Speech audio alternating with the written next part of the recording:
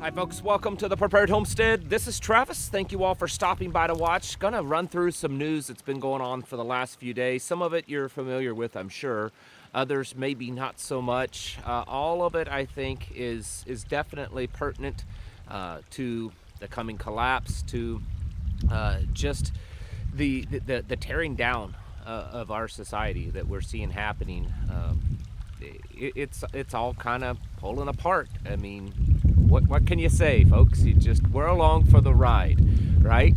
And what we're doing is trying to become more prepared so that as these events happen and as they start to affect us, we don't feel it so much, at least not as much, because we're more prepared, right? I mean, that's just it.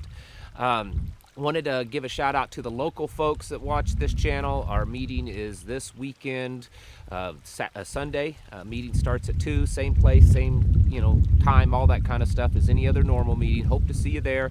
We'll be talking about some protection, security issues, things like that. So hope to see you there. So let's get on with this because there is some good juicy stuff in the news. First thing here, had a Fortune website, a perfect storm for the whole food system right now. We haven't talked about food in a while because there's been so many other crazy things going on, but this one is something I've talked about in the past, that 2023 looks to be a pretty rough year when it comes to food systems, and this article is talking about that. We've talked about last year and the year before of the fertilizer problems and the price increases which caused food prices to increase. Well, they say it's going to be worse. This is one of the world's largest food companies saying that every country is going to feel this. Between the war, Russia, Ukraine, a lot of fertilizer comes out of those places, and then just other problems within the system. They're saying that fertilizers are going to be a premium and hard to get, and it's going to disrupt the food system. So just one more little reason for you folks to be stocking up and to be producing as much food as possible. Make this year a big year when it comes to your food productions, food preservation. It's gonna start getting serious. It says the world is facing a crisis in this article. The World Health Organization posted an interesting article today. Maybe it's just a coincidence, but for any of you that's watched this channel for any length of time, you know how I feel about coincidences. World Health Organization updates critical medicines list for radiological and nuclear emergencies. Yeah, this is a list that you can look at it, but mostly this is for governments, that governments should be stockpiling this list of medicines just in case a radiological nuclear, event happens. I mean, we don't know why it would happen, but just in case. This is an updated list that your governments should be stockpiling on. Should give you a little bit of a pause that are we really truly getting that close? I don't know. The way things look, we're certainly getting closer to that possibility of actually seeing some type of nuclear event on this planet. But who knows? It doesn't hurt to be prepared and to do the things that you can do to get yourself ready. Talking this morning about this, and here's some updates. This whole deal in Memphis, where there's a potential for riots starting there and spreading across the country because of a body cam video release in Memphis of Tyree Nichols being killed by 5 police officers. This article here says that the police chief viewed it, and she says that this video is worse than the Rodney King beatings. And for any of you folks my age and older, you probably remember very well what happened after the Rodney King videos were released. And so we need to brace ourselves. A local Fox station in Memphis reported earlier that local authorities confirmed that they would be releasing this footage tonight. Friday evening, they said that they were waiting till after kids got home from school and most people got home from work just in case there was violence. There's a lot of people already starting to congregate in Memphis and several other cities. On Antifa websites and BLM websites, they are listing the cities to focus on. They're listing certain businesses. A lot of the big banks are in their crosshairs, and so they're already posting on their websites where to go and where to attack and who's the enemy and all that kind of stuff. So it's a possibility, and it's looking more and more likely. For those of you that think that it's not going to happen because the victim was black and the officers were all black, here's an article. They've already been spinning this narrative all day, that, you know, if you don't quite understand how this is still racism and how this is still part of systemic racism and the whole system is white supremacist and everything, then you just don't understand it.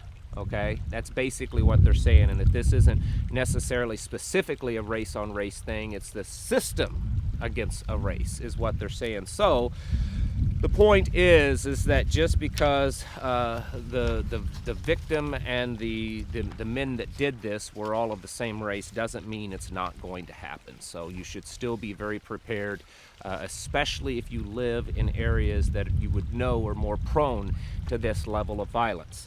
Moving on to the war in Ukraine and Russia, Spain now is saying that they are going to be sending some tanks over there. I think the latest that I saw, I don't know if I printed this off, I guess not, but the latest, the total number is somewhere around 330 tanks that European nations and the United States are sending over there.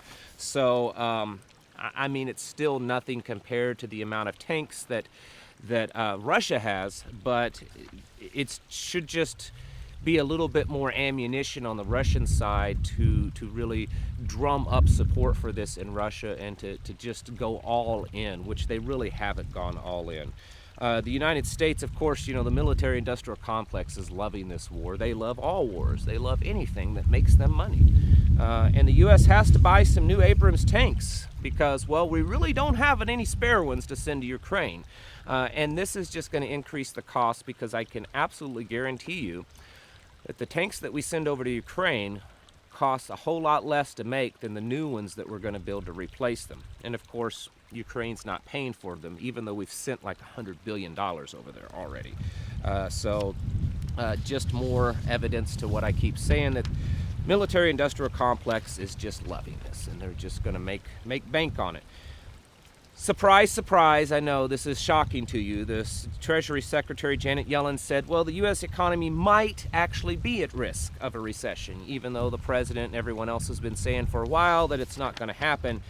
She's saying, well, maybe it is.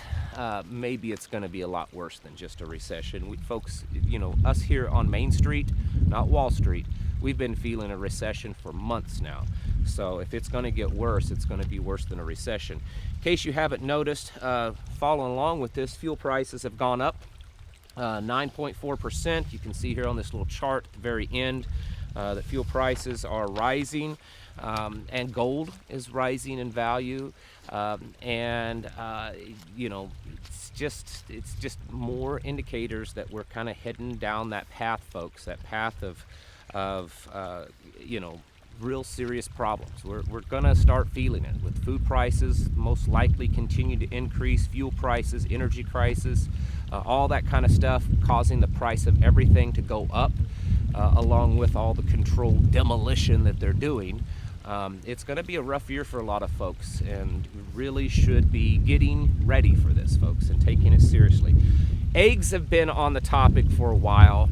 This is ridiculous. The price of eggs is just stupid. My wife and I were talking about this actually just this morning, and I said, yeah, I can remember when eggs were like 25 and 50 cents a dozen, and I can remember the first time we saw $1 a dozen, and everyone was like, $1 a dozen for eggs, and now it's insane. Well, and, you know, they're warning that maybe the reason why all these people just keep dropping dead, no one can figure it out. Like, it's this big mystery. I just don't understand it.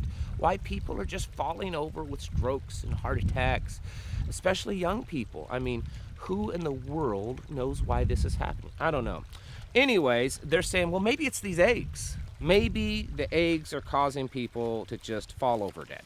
I mean, that's possible, right? I mean, and so you shouldn't really be complaining about the prices of eggs and the shortages because, well, they're killing people anyways. You know, they're bad for you. I mean, heaven forbid you eat something that God made for us to eat. You know, come over here and eat, guess what? These carbon neutral, modified, whatever eggs, because Kroger's now selling them. And, you know, of course, they're just probably one step away from being, you know, fake bug, genetically lab created ones, which is where they're headed with all of this food. You know, Europe is already approved to put bug meal now in products, noodles, pastas, baked goods and stuff. They're going to have bug meal in it. There's been all kinds of stuff every week. There's something in the news about some type of lab created synthetic foods, bug food, everything, because they're trying to push us that way, and they're trying to get us off of eating natural stuff. I won't go into that whole rabbit trail. I've done it in the past on this channel, but I believe it's kind of goes back to their God complex, that, you know, they want to say that you are surviving and living off of food that they created, not what God creates. And that way they can control and manipulate you more, and of course obviously have much poorer health. Folks, this is really just a drop in the bucket of the stuff that's going on. You should definitely be getting ready for continued chaos and continued collapse, because it's happening all around us. Be prepping, be training, be getting yourself mentally and spiritually ready, be forming your groups and becoming more active as groups. Build relationships and bonds. If you have some type of prepper group going on, you should be spending more time together, having meals together. It doesn't have to just always be training, just spending time together so that you can create those bonds. It makes it a lot better to actually end up having to work and survive together when things get rough. You need to have that trust. So continue doing that kind of stuff. If you're still trying to stock up on things, especially food, and you're looking for some long-term emergency freeze-dried stuff, the really good stuff, there is a link down in the description below to my Patriot Supply. I've teamed up with them, and they provide excellent quality and an excellent price per calorie product. You get a whole lot more for the same price is basically it. With this company, you get a 2,000 calorie a day product, whereas most of your others, you're getting a 1,300 to 1,500 calorie a day product. So go to that link down in the description if that's what you're looking for. Other than that, folks, keep prepping up, keep stocking up, keep getting yourself ready, keep getting your houses in order, and preparing every day mentally, physically, and spiritually. Thank you for watching, and I'll catch you in the next video.